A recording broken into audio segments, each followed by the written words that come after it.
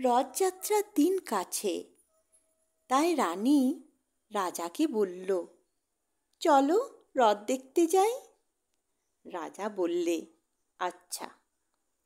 ঘোড়াশাল থেকে ঘোড়া বেরোলো, হাতিশাল থেকে হাতি, ময়ূরপঙ্খী যায় সারে সারে, আর বল্লভ হাতে সারে সারে সিপাই শাস্ত্রী। দাস দাসী দলে দলে পিছে পিছে চলল। কেবল বাকি রইল একজন, রাজবাড়ির ঝাঁটার কাঠি কুড়িয়ে আনা তার কাজ। সর্দার এসে দয়া করে তাকে বললে, ওরে তুই যাবি তো আয়।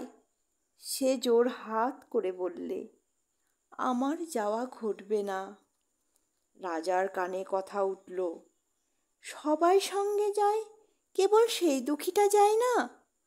রাজা দয়া করে মন্ত্রীকে বললে, ওকেও ডেকে নিও। রাস্তার ধারে তার বাড়ি। হাতি যখন সেইখানে পৌঁছল, মন্ত্রী তাকে ডেকে বললে, ওরে দুঃখী, ঠাকুর দেখবি চল। সে হাত জোর করে বলল, কত চলবো? ঠাকুরের দুয়ার পর্যন্ত পৌঁছই এমন সাধ্য কি আমার আছে? মন্ত্রী বললে, ভয় কি রে তোর?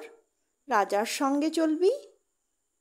সে বললে, সর্বনাশ, রাজার পথ কি আমার পথ?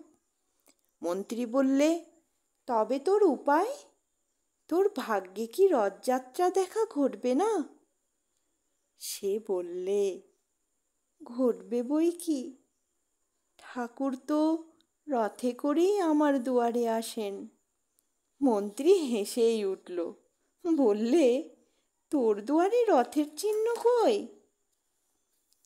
দুঃখী বললে, তার রথের চিহ্ন পড়ে না। মন্ত্রী বললে, কেন বলতো? দুঃখী বললে, তিনি যে আসেন পুষ্পক রথে। মন্ত্রী বললে, কই রে সেই রথ?